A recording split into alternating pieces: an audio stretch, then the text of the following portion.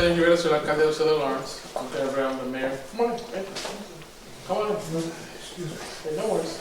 Soy el alcalde de la ciudad de Lawrence. I'm Tombarello, the mayor of the city of Lawrence. And this is the third or fourth conversation in the many conversations about this property that we have had. But as we like to do, like to keep people informed about this process. Este tercer o cuarto conversación sobre esta propiedad que hemos tenido, porque nosotros le buscamos estar claro y hablar de las cosas que son importantes por los vecinos. It would probably be a mistake and a lost opportunity if I didn't say, how do people like the full-weight stop signal we have down there, the semáforo? People like the semáforo? Everybody's good with it? No complaints? Everybody's good? I'm trying to make you happy before we start talking about this. Is it working? No, it's not working. Of course it's It's a brand new shiny semáforo, brand new semáforo. I want to say thank you for your patience during that process. Gracias por la paciencia en instalando el semáforo. What is it in Spanish? In English? I forget. Semáforo. Semáforo. No, in English. Traffic light. It's a four-way traffic light. But thank you for your patience with that. The other things that came with it, the road softening. We're hoping that that's going to keep the number of accidents in that intersection very low, and in case people get slow getting through that intersection. Vamos esperando que eso funcione de una manera para asegurar que los accidentes bajen, pero también que la gente que cruzan por ahí no crucen a todo que da. Esta propiedad que vamos a hablar es realmente una de las últimas propiedades de la ciudad que tienes para desarrollo económico. Pero para nosotros la cosa importante de ese desarrollo no es solamente que haga algo, vamos a hacer algo con el espacio, pero que se haga una cosa que ayuda y no molesta. Para nosotros tenemos tres metas. Usualmente son tres metas. Puede traer trabajo, primero que nada. Segundo, impacta negativamente el vecindario. Y el tercero, y sube el nombre de la ciudad. Pero por esta propiedad también, porque nosotros invitamos suficiente dinero, también queremos sacarle $1. No se sabe cuánto, pero algo de dinero. Son las cuatro metas de este tipo de proyecto. We're having this discussion because we want to make sure that we, try to make a good development and not just an economic development project that's just to do something. Our four triggers on economic development is, does it bring jobs? Make sure that it doesn't negatively impact the neighborhood it's in, and does it lift the name of the city? And then in the end, with this property, because so much money has gone in to clean it, the city should get some money back for it. So we'd like to get something for the property. Usually it's only 3, but this property specifically there's 4. So what does that look like? We'd like to have something that has a lot of jobs, but we don't want it if it means that it keeps all the neighbors up all night. But we'll take a little noise if it means a lot of jobs. We won't take that much because we want to make sure everything's good. But what we won't do is do something there that puts the cities, the way that people think about the city, through the ground. Does that make sense, everybody? So dijimos esas 4 cosas porque en una situación podemos coger un proyecto que traiga más trabajos, pero eso no será bueno si con tanto trabajo es tanto ruido y tanto reguero en el vecindario. Pero tampoco vamos a coger algo que es tan bueno y sale bien de los dos lados, de trabajos y impacto al vecindario, pero al fin y al cabo es una industria que es bien fea y baja el nombre de la ciudad de Lawrence. Nosotros es una mezcla de las 3 cosas, podemos querer un chin más de uno y menos del otro. Lo que le van a hablar ahora es cómo vamos a pasar por ese proceso para llegar a un punto que se puede hacer un desarrollo. Y se tiene que limpiar. Y yo creo que todo el mundo va a aprender que el nivel de limpieza que se necesita que hacer no es tan grande que se esperaba. Y se va a hacer de una manera no pagado por la ciudad, pero pagado por diferentes grants del Estado y el nivel federal para preparar la tierra para poder hacer un proyecto de desarrollo. ¿Lo dije bien? So what we're going to do tonight is not talk about necessarily what's going to go there, but what the steps to clean it up, to put it into a place so there could be an economic development project there. And what you need to know about this, I think, is that the process will be one that the city will not have to pay for the cleanup, and we're doing all this work to try to get grants from the state and federal government. But at the end, create a situation where we could have a process to get a project developed. I think you're going to find out that there's different things that you think that you might want to do with that space that you can't do, and some stuff that, in the end, we will help us make decisions about what we all want to do there. So, la gente que va a hablar te va a dar diferente información. Yo creo que nos vamos a sorprender de cosas que queremos hacer, lo que se esperaba hacer, no se puede hacer, y otras cosas que no se esperaba hacer, que se pueden hacer. Ese es el tipo de conversación que esta noche. No hay grandes decisiones para hacer esta noche, realmente es un informe. Y el proceso de limpieza, si se limpia, es el primer paso del desarrollo de la tierra. So tonight, no big decisions need to be made tonight. It's a lot of information about the cleanup, which is the very first step to the economic development of the space. So we're hoping to get a lot of questions, but at the end, I think you're going to have a good conversation and a nice surprise, a surprise I didn't expect in this process. But I think it's a good way to start off how we're going to do the rest of the project. Y también yo creo que van a aprender de una sorpresa, yo creo que es una buena sorpresa, pero no sé, yo no esperaba eso, pero yo creo que una cosa buena con empezar en la limpieza de la tierra, pero mejor va a enseñar realmente la dirección que nosotros queremos ir para usar el espacio. Yo no tengo la información, la tiene esta gente bien bella, la gente de GEI, Eileen y Leslie, ellos le van a informar, entonces después vamos a tener un tiempo de preguntas.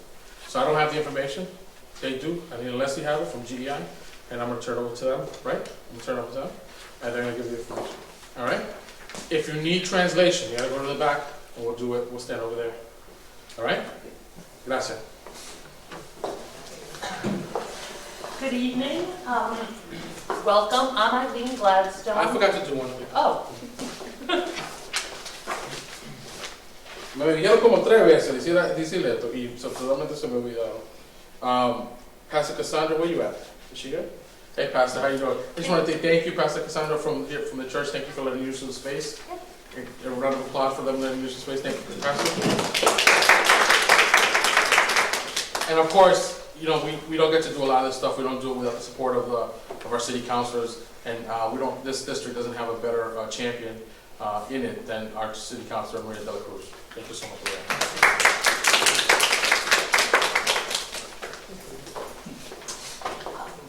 good evening. I'm Eileen Gladstone with GEI Consultants. I'm the lead environmental consultant on the project, and with me is Leslie Lombardo. She's been the project manager on this, and probably for almost the last 2 years, we've been working with the city on the Tombarello site with the goal of understanding the contamination better than what was already understood out there, and then with the goal of developing a plan to clean up the site and to position it for redevelopment, which is, as what the mayor was saying, is what everybody really wants to see, that the site get reused in some method, in some use that's really beneficial for the community. What I'd like to cover this evening is I will give kind of just a general site description of the Tombarello site, a little bit about its site history, just review the investigations that have been conducted to date and some of the cleanup, because there has been some cleanup already performed out at the Tombarello site. And then we're going to talk about Lot 1 and Lot 2. I'll explain that a little bit of how the cleanup for Lot 1 and what is Lot 2. And then really kind of the overall cleanup plan and some of the ways that brownfield sites can be reused.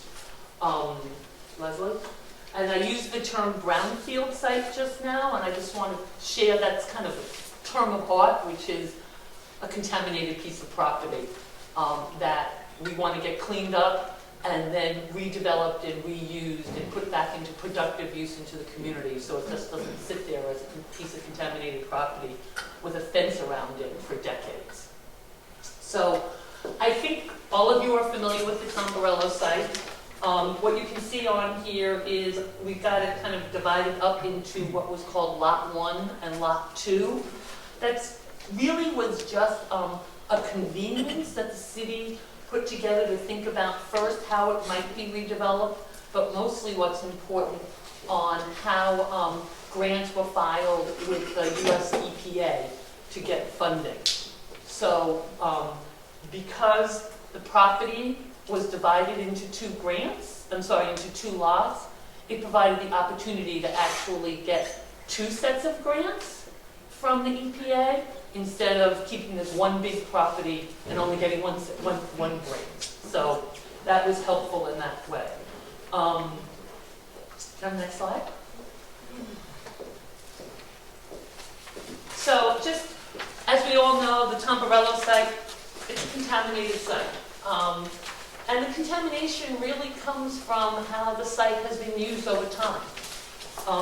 It was a scrap metal yard for, 60 years. And because of that, there is significant contamination at the site. The contamination was first identified in 1998.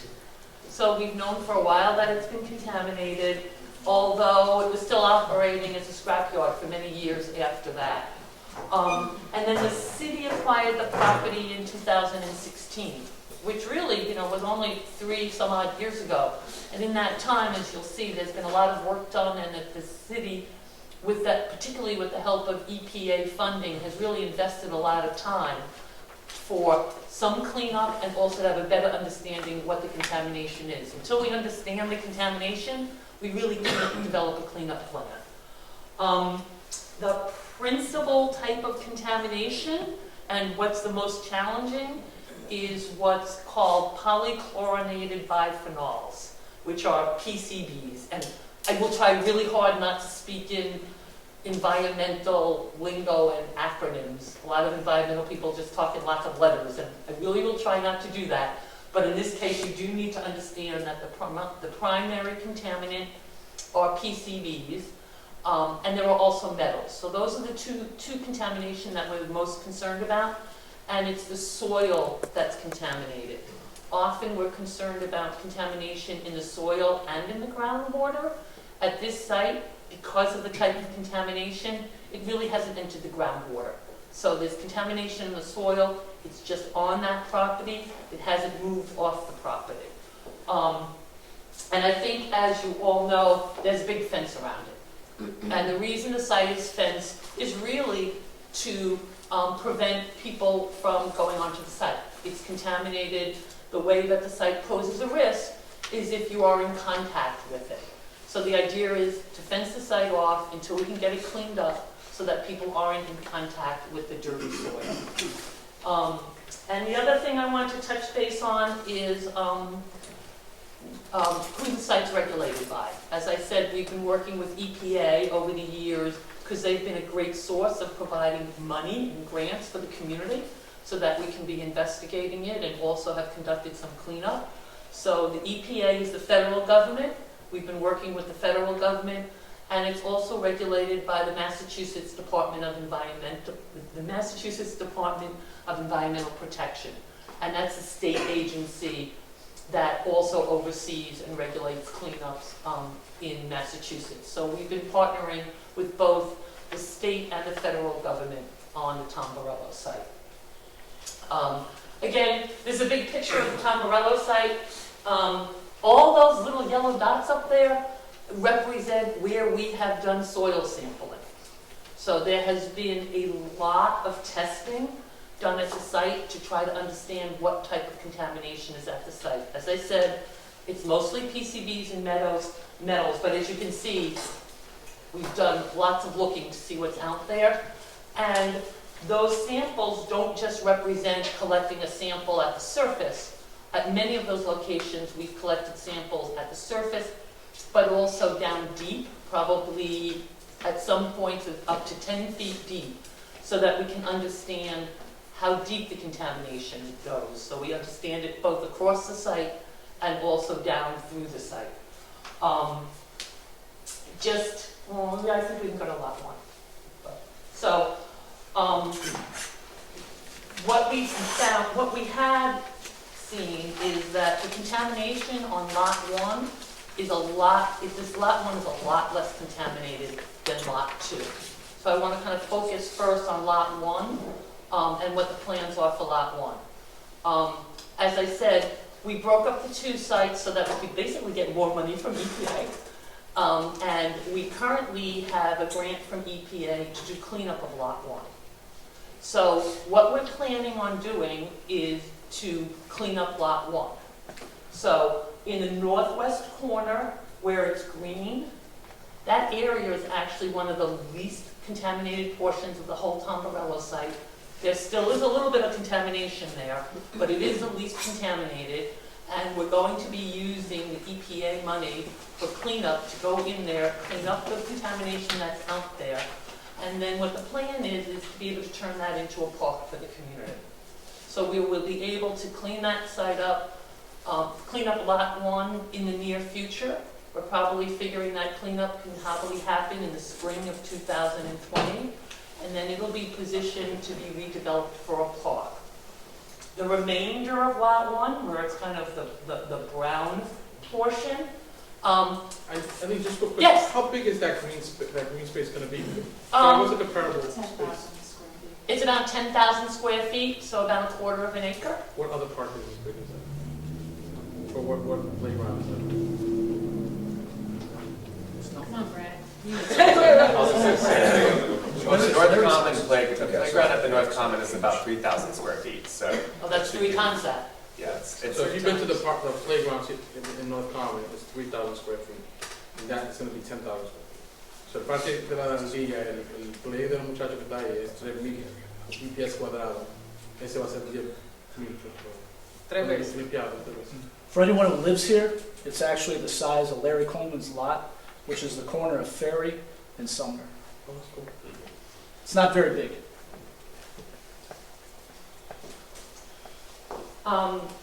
So, as I said, the first idea is to clean up the northwest portion so that we can get a park for the community. And then the rest of lot 1, which actually isn't as contaminated as lot 2, but it's going to be combined with lot 2 for the overall cleanup of the rest of the Tombarello site. And lot 1 and lot 2 is what is being envisioned ultimately for redevelopment and reuse of this property. How about the next one? So, as I just said, this is kind of a 2-phase process where we will be cleaning up. I'm sorry. This is so now let's talk about lot 2. As I said, lot 2 is much larger. It's much more contaminated. But through all the investigations that have been done previously and also in the last couple of years, we have a really good handle on what the contamination looks like. What I actually don't have on here, do we have a slide?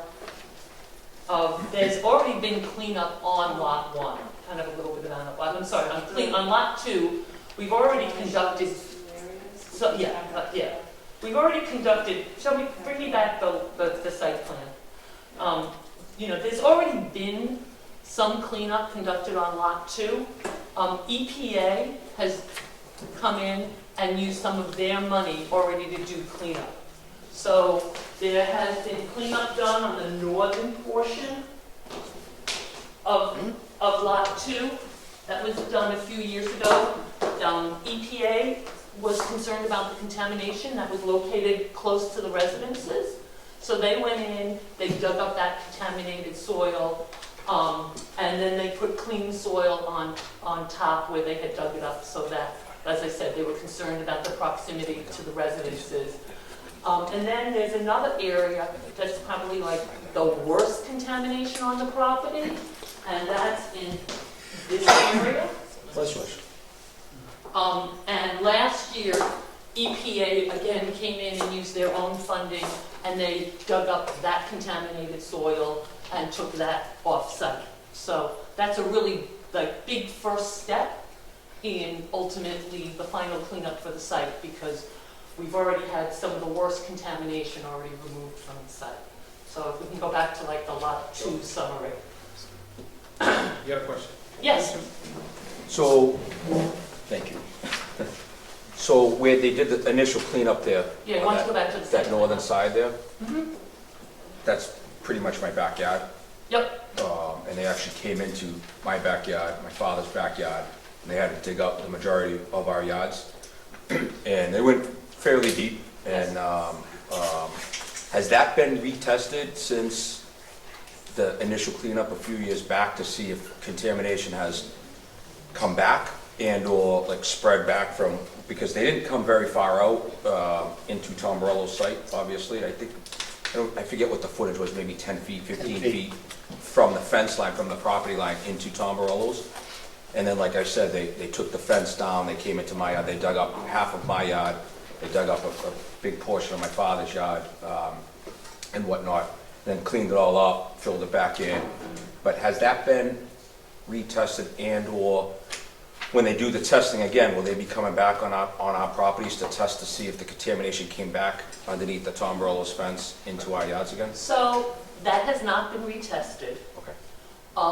The type of contamination that this is, as I said, it's just soil contamination. It hasn't entered the groundwater. What EPA did was they dug up all the dirty soil, they tested basically the bottom of the excavation and the sidewalls of the excavation to Right. make sure that they got rid of it all. They brought in clean soil. Yep. And you know what, we are not concerned about soil moving from Tombarello onto properties that have already been cleaned up, because there really is no way for it to move. Okay. For it to move to your property, someone would actually have to dig it up and move it. Right. As I said to you earlier, the groundwater at the site is not contaminated. Right. My only concern was because it got there the first time. It got contaminated the first time, our yards. Right, but So, either soil was pushed onto it, well, there's a fence there. yeah, well, right, but but this has been, they've been doing activities out there since the 1940s. Oh, I know. We've Right. been there. My father's been there Right, for you 55 know. years, so. Soils get moved around, realistically, materials get dumped, that's an off and away. So, without the fact that there hasn't been any activities that are generating more and fresh contamination Okay. since EPA's done the cleanup, we really don't think that there's a risk that Okay. there's soil, that contaminated soil has kind of moved from the Tombarello site onto your site. And then you'll see, I kind of circle back at the end, when we ultimately do the cleanup and we're digging up soil again, we will be monitoring the perimeter of the site when we do that excavation to make sure that we don't have dust and soils kind of being able to move in the air when we're doing the cleanup. Okay. So we're thinking about the neighbors when we're doing the cleanup. Okay.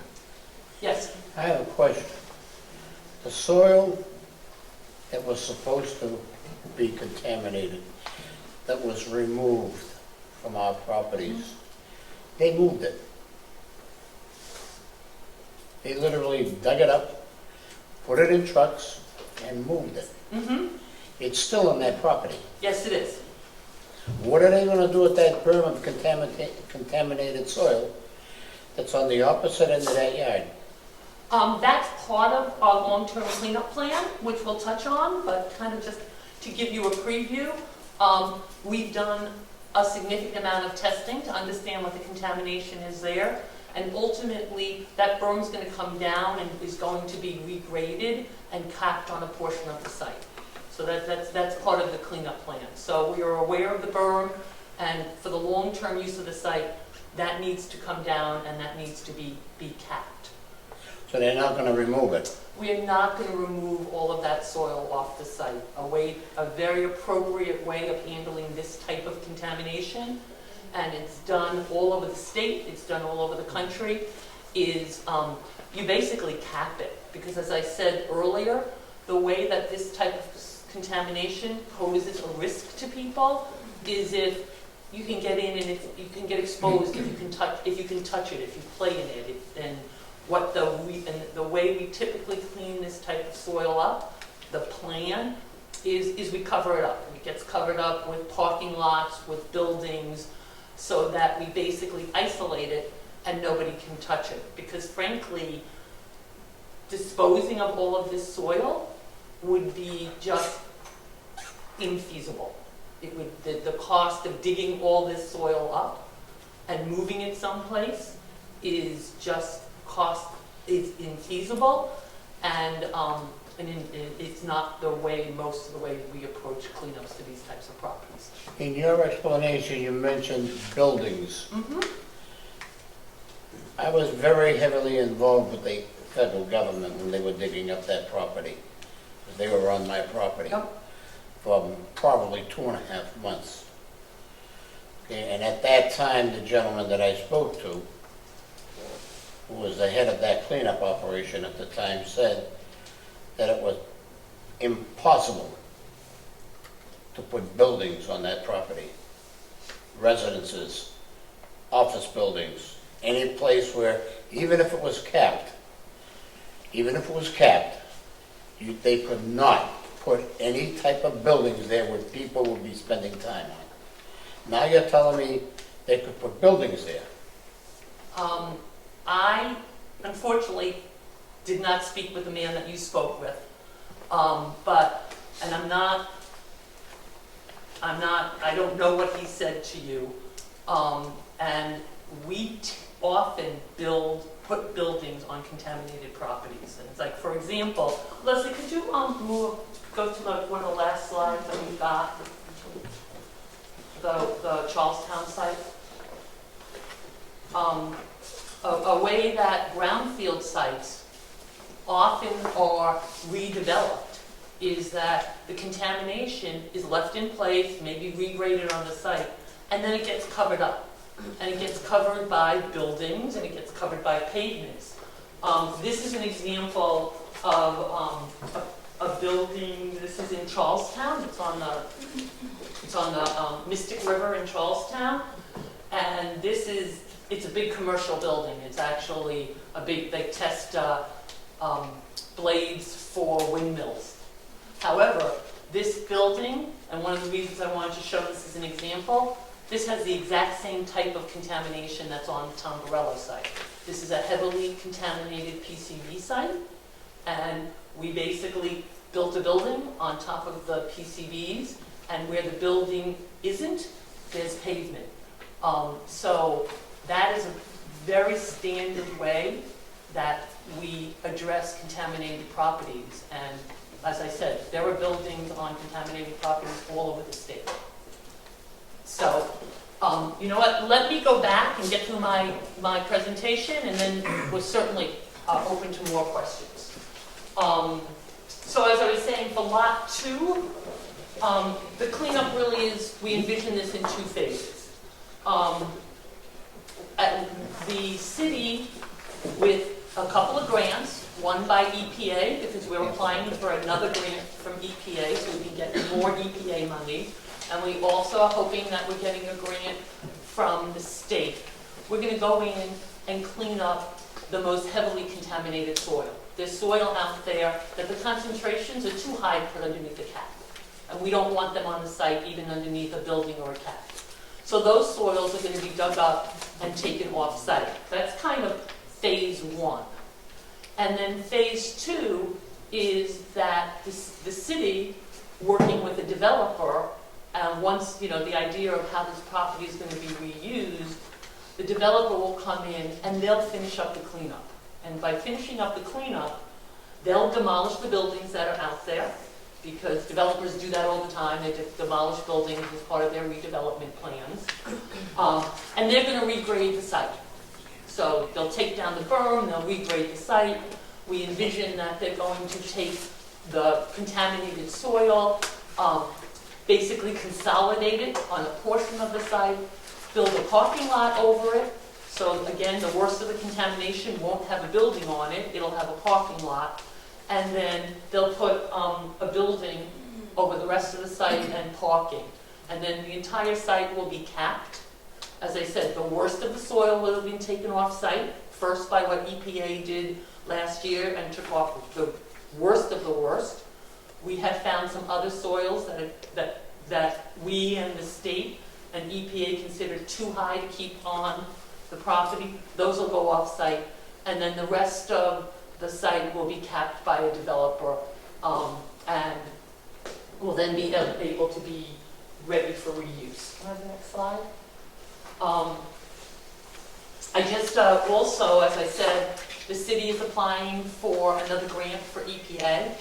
Part of applying for a grant, we actually have to look at different alternatives of how to do this cleanup. So we did look at not doing anything, which is something you always have to look at this is something you always have to look at with EPA. And no cleanup, just maintain the fence, well, that's not an option. Nobody wants to see this site left dirty and fenced forever. So we have to look at it and we say, nope, that's a really bad idea. We're not really interested in doing that. Another alternative was to take PCBs, as I said, that's the contaminant that we're most concerned about. Any PCBs that are greater than 50 parts per million, because that's a regulatory threshold, and take that off-site. And just to do that cleanup would probably be about $4 million just to get rid of that soil. And there's still PCBs on the site that are less than 50 parts per million, and we would still have to cap those with a building and with pavement. So that was one option we did look at. And the third option we looked at was to say, let's take PCBs that are greater than 100 off-site. And that's a threshold that the state and EPA are saying, we don't want 100 left on the site. And so we would take PCBs greater than 100 off the site, and again, cap the rest of the contaminated soil with buildings and the pavement. And that is about $1 million just to do that cleanup. And that's the alternative that we will be doing. That's why we're putting a grant into EPA to just dig up these really highly contaminated areas, is about $1 million, and that's what the city's looking at committing to before they bring a developer on board. If we wanted to clean this up to turn the whole thing into an athletic field, we figured it would cost like $35 million. So that was kind of like, nobody's ever going to find that kind of money, but just that's kind of the range of what cleanup for this type of property could cost. So as I said, the city's going to go in and clean up the worst of the areas, and that's basically what's left behind with all the red areas. You can see this is the area where I had said EPA came and did a cleanup. There's a little bit of left about the edges of that. So all of these red areas, the city's going to go in and remove those soils and dispose of that off-site. And then as we are doing that cleanup, we also want you to know that we're thinking about the neighborhood. We're obviously going to be digging up contaminated soil. It's going to be trucked off-site. And while that's all happening, we know that there's a community that's around this site and people are living there. So we're really thinking already about how do we make sure that it's the safest cleanup as possible while we're doing it. So I want you all to know that, we will make sure that all the soil is in containers and it's covered, so we don't have soil blowing around and that could end up in your yards. We make sure that when trucks of contaminated soil are removed from the site, that they have to wash down the trucks and the wheels and get brushed off, and they'll have wheel washes, so again, that you can't be dragging dirty soil through the neighborhood. The trucks have to be covered, again, so we're not dragging dirty soil through the neighborhood. We kind of use misting to keep the dust down, and we also will be monitoring the perimeter of the site for dust, because that's what we wanted. That's a way for us to really make sure that we are being protective of the neighborhood. We have specific criteria. If for some reason it gets really dusty, we take methods to reduce the dust. If we can't reduce the dust, we tell the contractor to stop until they can. So as I said, we're really thinking about how do we do this cleanup, because we know that we're part of a neighborhood. And I think I have a couple of examples of brownfield developments. As I said, we build on dirty sites all the time.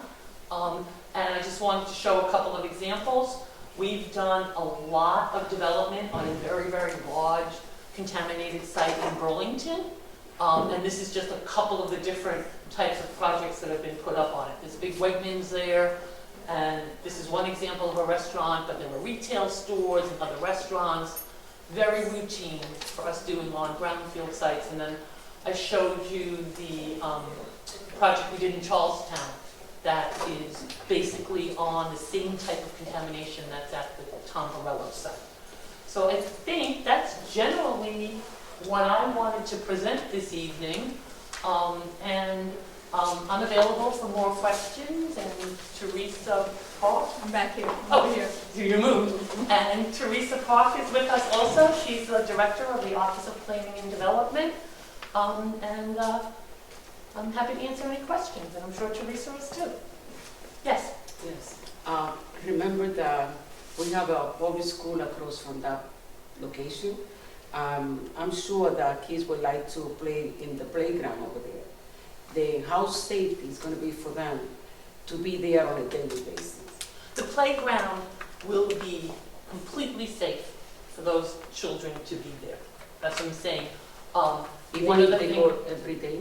they can go every day, because what we're going to do is we're going to clean up all the contamination that's on that playground. So that's the plan, that's the project. When I said in the spring of 2020 is probably our goal to use some of the EPA money, because we already have a cleanup grant from EPA, and to go in, clean up the area that is going to be the playground. And then the city will develop a playground on a clean piece of property. Yeah, no. I have another concern, and that is in that corner, there is a lot of traffic in that area, a lot. Mm-hmm. And the corner of Josephine Street and across from the parking school, it scares me a lot, because children are going to be crossing constantly by themselves. Teresa, I'll let you address Sure, that. actually that concern has come up in our conversation. We are going to work with our DPW department, who oversees the right-of-way in the city, to see what kind of improvements can be made. We have heard about everything from speeding concerns, cars not coming to a complete stop. So we are going to look at that safety issues there, because we certainly don't want kids crossing a very busy street, putting themselves at risk to get to a playground.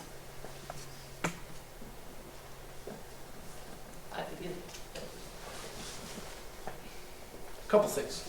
In those pretty little pictures you showed in Burlington, are there any tiny parks in those malls, those strip malls, that you know of?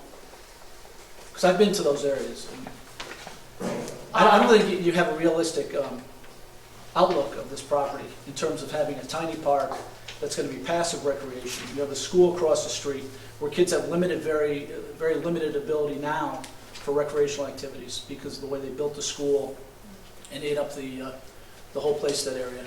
You have, now it seems to me you suggested that you've already decided there's going to be building development and parking lots to the rear of this so-called passive recreation park for the little kids.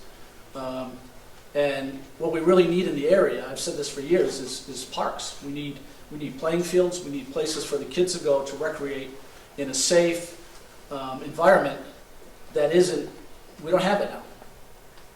We just don't. It's very congested.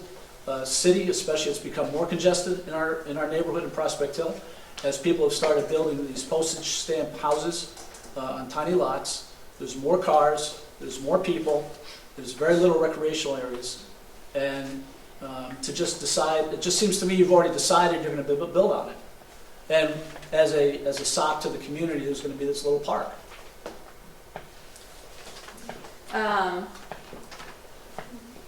I think one of the things that Eileen had brought up is the cost of the cleanup. I saw that. Right, the $35 million.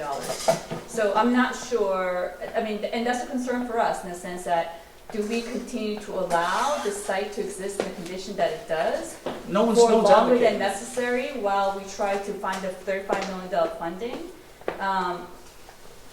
Or alternatively, do we find a way to one, support the needs of the community, the neighborhood, which has been a desire for a park. So we carved out an area that we think could be a good playground for the neighborhood. We don't ultimately know where, what kind of park that's going to be. There's going to be a whole community process that's involved to visualize that park there as well. But ultimately, by coming up with a redevelopment scenario, and we don't know what that is yet, right? Because we don't know what the market is going to do. And you also heard the mayor talking about what are the different levers that we're going to be looking for as part of the whole development process. So, I don't have an answer for you as far as like what's the use that's going to go there and how is that reuse going to occur from a site planning standpoint. But I think what I can say is that much like what we do over at the Showcase Cinema site is we will work with the neighborhood, and once we have identified a developer, we will work with you. So one, to minimize any negative impact it would have on the neighborhood, we would work to do that. Two, come up with those jobs that are going to have economic benefits. So on one hand, you could say that, well, there's not enough park space, but you could also say there's not enough jobs either, right? So we need to balance all those things out. So I can't say, well, we're all of a sudden just going to put in a park because there's a need. We absolutely do. We have Vilma Martinez Dominguez here, who basically is our leader, a champion in trying to create and improve all park opportunities in the city. But there's also there's only so much we could do in the sense that we have to balance all those different needs out. I understand all that. I understand it's the beginning of a process. But it just seems to me you've already decided that there's going to be tarred over property, buildings on it. There's going to be a little park. I would just challenge you to spend any time in the city down in that area. It's a zoo in the morning. It's a zoo at night. It's a zoo in the afternoon. If you're suggesting to put more retail in there, restaurants, whatever, you've got a school there that is very active, not only during the September to May and June, but during the summer, when they have other programs down there. Right? And there's very little places for kids to go. I just don't think you have a realistic outlook of what that whole area is like. It's crazy. I would just say that the examples that you saw, of course, in the Burlington example, it was retail, but I think it was just to illustrate the potential for reusing brownfields. And that's not to say, oh, we're going to be doing a Burlington and putting in retail use. We're just trying to give I understand that. Right, so just to make that clear. So, like I said, we don't have a specific reuse plan just yet. So then we'll work with you, but something will happen at that site. And I think the alternative is that, as I said, do you really want to live next to a brownfield site right now? No one's advocating to keep it the way it is. There. It's just that if you're going to do something there, it has to be more thought out than well, this is what we're going to look to do just to speed it up, or we're going to put buildings in just so we can get jobs and retail or whatever it is going to be. It's the whole traffic area is crazy down there. There's a crosswalk across from Hoffman. No one uses. There's a small strip mall with a pizza and a liquor store in it. People are constantly backing out of there. People are constantly running out of there. People are constantly jamming up the street with cars and pedestrians. They don't follow the rules. There's no lights. There's one stop sign as you come down on a screwy turn past the school. And it's just a zoo. So before you start trying to put more traffic into the whole area, I think you really need to look at a bigger picture of how to handle the problems. Because there's a lot of problems today that need to be addressed, regardless of what you do with this property. Out of the 35 million that they were saying it would take to, clear all that, would that be the whole lot? Or what does that include? If you were to take the whole Tombarello site And clean it up, that'd be 35 million. and try to clean it up in order to use it for athletic for a park, What about it would be like a bigger- $35 million. What about a bigger portion of lot 1? We have not looked at that. Because that's a really small postage stamp that's being proposed now. And it seems like for use for the community, a bigger portion of lot 1 being cleaned up, that wouldn't be 35 million, and still having some left on the backside to do other things with. So, I mean, we could certainly go back and consider that, but, some of the concerns that's been, so first of all, we wanted to do something for the neighborhood, because basically the neighbors had to live next to the site for such a long time.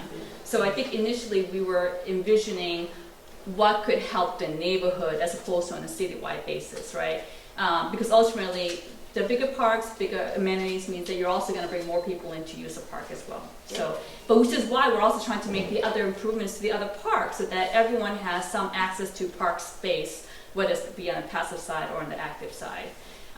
We could certainly take a look to see from a reuse standpoint what would make sense. I mean, In again, fact, the school's already there, so it's kind of like you gotta really plan, and that postage stamp for a park for the school isn't really much. we actually saw more as a neighborhood park Yeah, as well, opposed I mean, to you're park. Gonna because- need the school though, too. Right, You know, no, really, yeah. ultimately, so, yes, we always want to provide things that could sort of have multiple benefits, right, as opposed to just one group.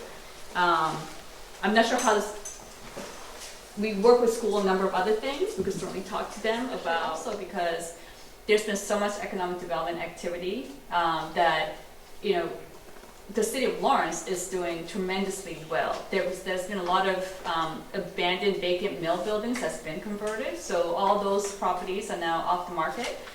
So there is opportunity and interest in seeing other things happen. So as far as our ability to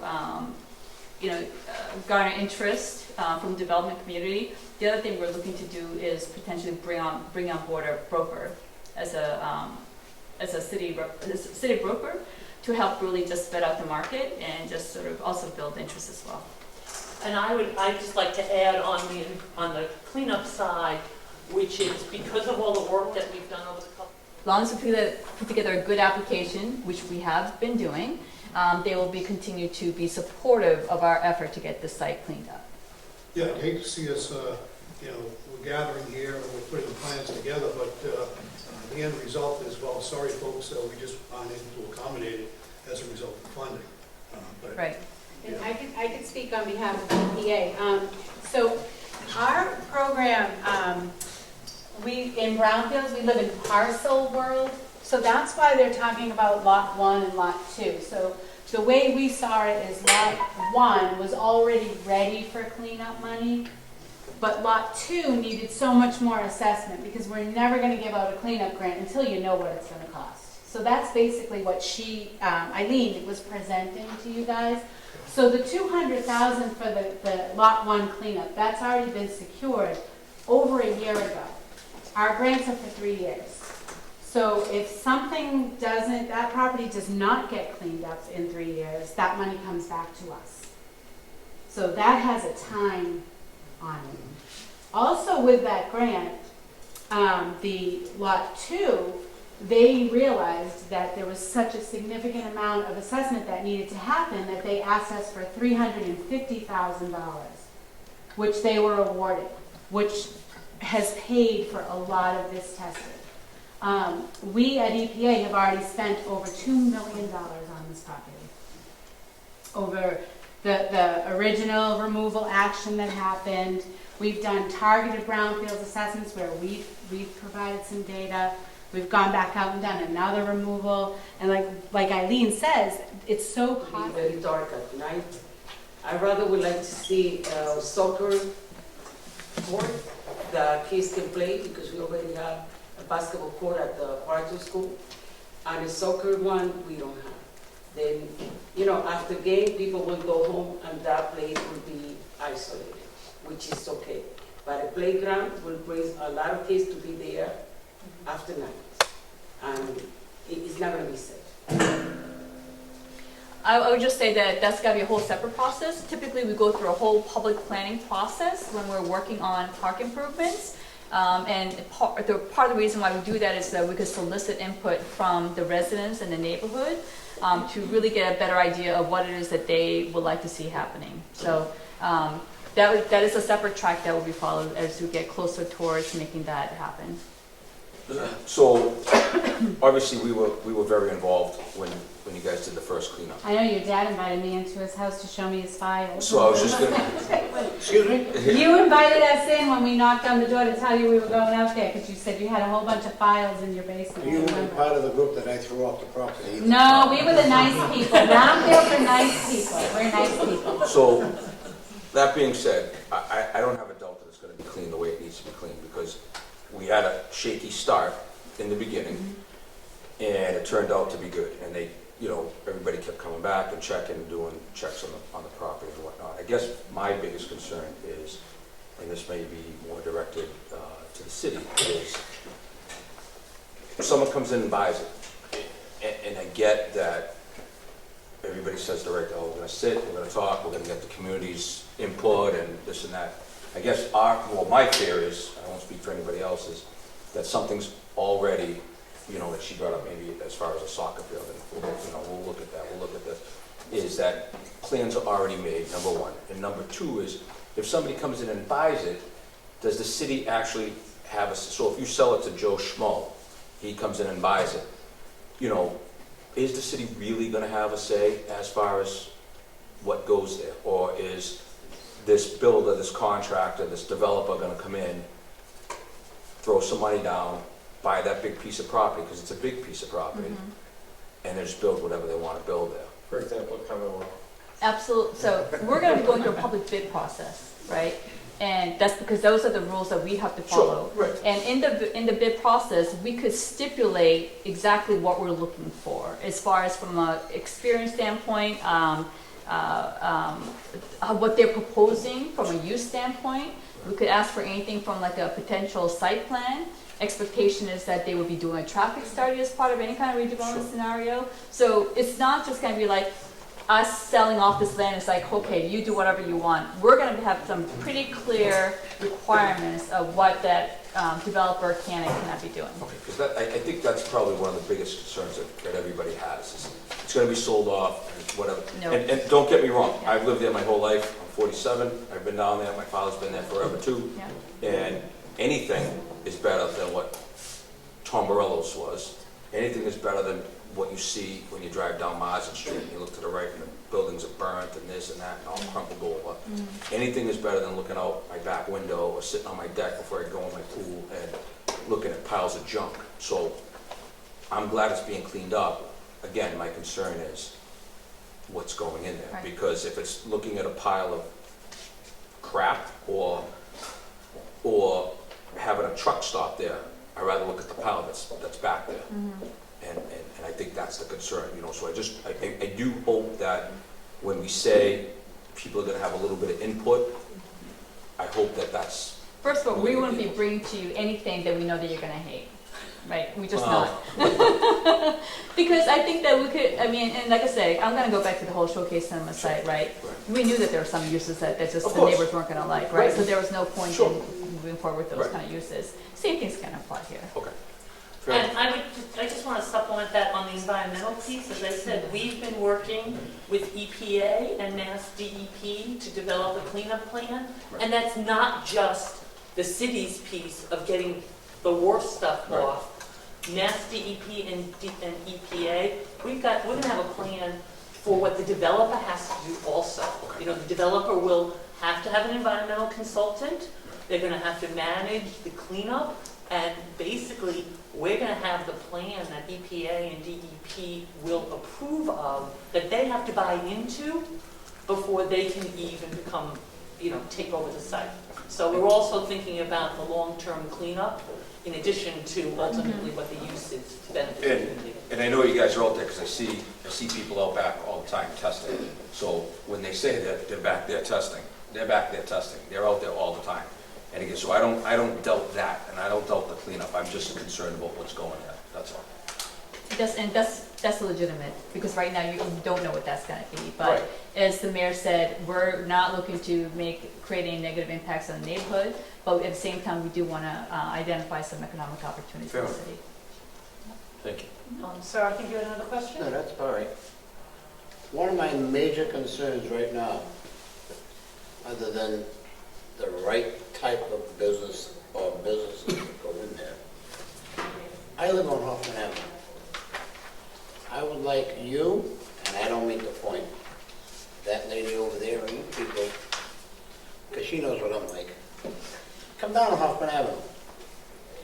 And we'll spend time together sitting in my truck trying to get out of Hoffman Avenue with the traffic. Okay? Between the people coming down the hill, up Marsden Street, down Marsden Street, trying to get off of Hoffman Avenue to go to work, you can't get off the street.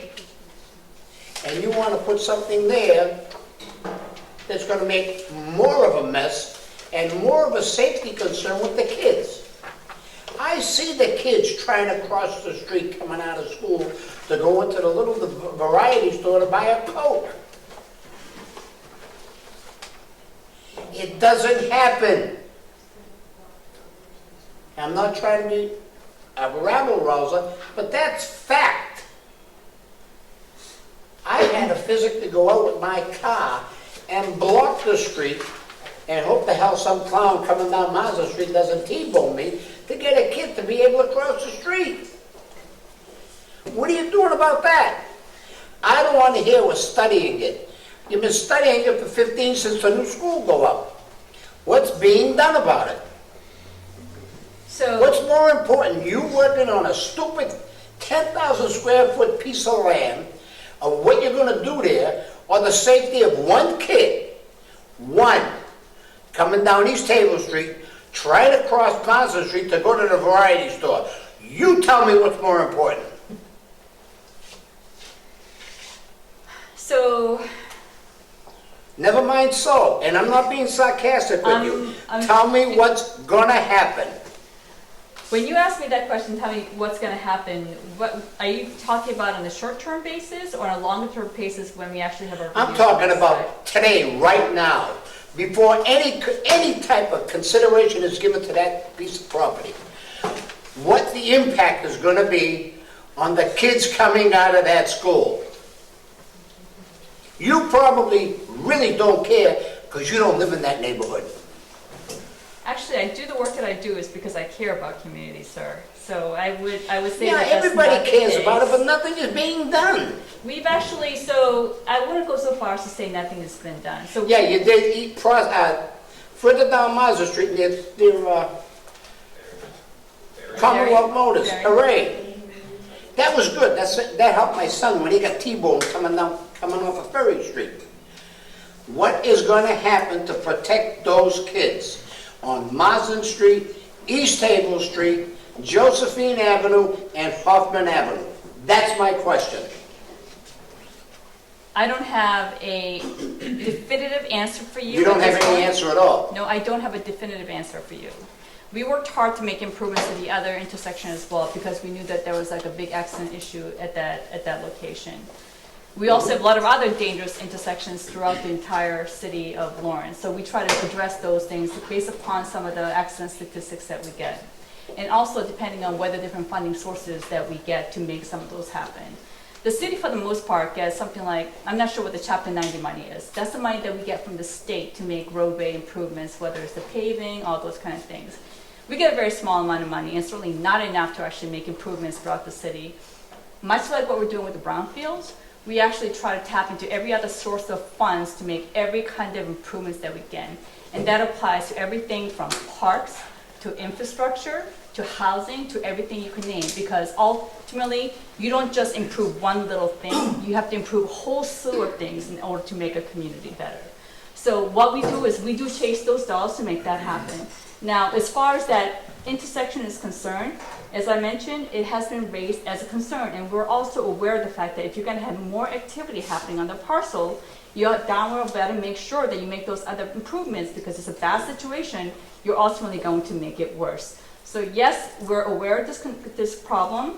I appreciate the fact that you're reinforcing the importance of this to make sure that the kids in the school are safe, that the kids in the neighborhood are safe, and allow us to, but these problems don't get solved overnight, sir. And so we're trying to do our best to get the funding so that these improvements can be made, not just in this particular neighborhood, but in all the other neighborhoods in the entire city. All right, I'll give you the benefit of the doubt. I agree with you, to a point. But this meeting right now, to me, is just all about that 10,000 square foot piece of property, okay? Wonderful. What impact is that going to have on those kids? Give me an answer and tell me what you're going to do with developing that corner to protect the kids. That's all I want is an answer. The park was proposed because we were told that the neighborhood would like that as a park. So we were responding to what we heard was what the neighborhood would want to have there. Now, if it's the case where there's something else that's of different interest that also works with the potential reuse of the site, we're certainly open to it. Okay, that's what you heard, Yes. okay? Well, we've heard a lot too, being the neighbors there and the property owners there. In that corner where the Tombarello office used to be, that building was destroyed. The last meeting that we had, I don't remember how long it was, wasn't that far back, was supposed to be cleaned up, because it was an eyesore coming down Merrimack Street onto Marsden Street. Hasn't been cleaned up yet. What happened? I'm not familiar with that since I was Oh. not at that meeting, so. Is that the small building in the back? No. If No. you cut, it's directly Can you bring up across the the site street plan again? from the school. The other month, Yeah. we would like you to come anytime, just to let us know. We would like to continue with the discussion, do all the plan. We wanted to say thank you as the neighborhood president in this area, because you are cleaning the land. At this moment, that is very important.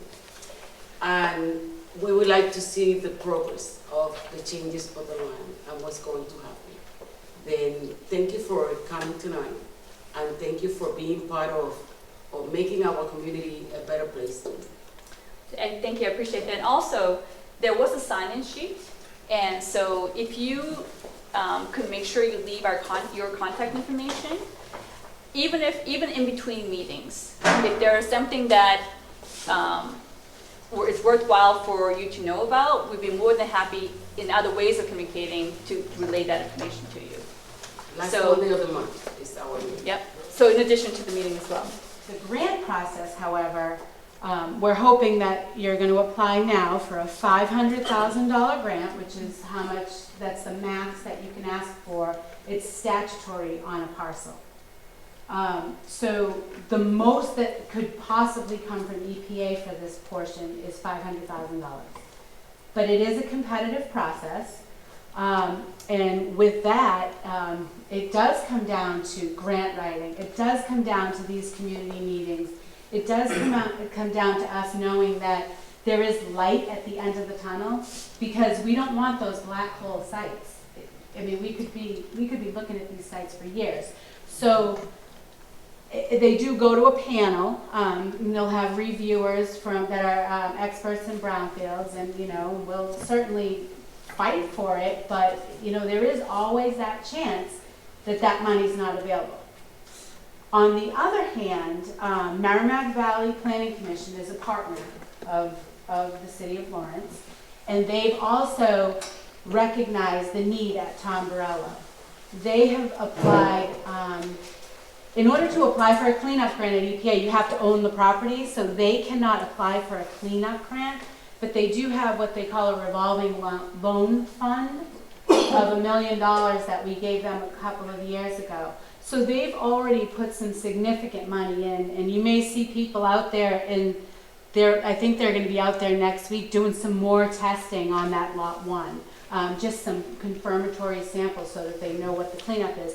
So they've put money in, but they also have some cleanup money available that they could sub-grant the city. So the goal is for you guys to apply for a $500,000 grant. In a perfect world, you get it. Then you need to make up the difference in that money. So then you go to the Merrimack Valley Planning Commission, and they say, oh, we'd love to give you money. Obviously, you have to get that.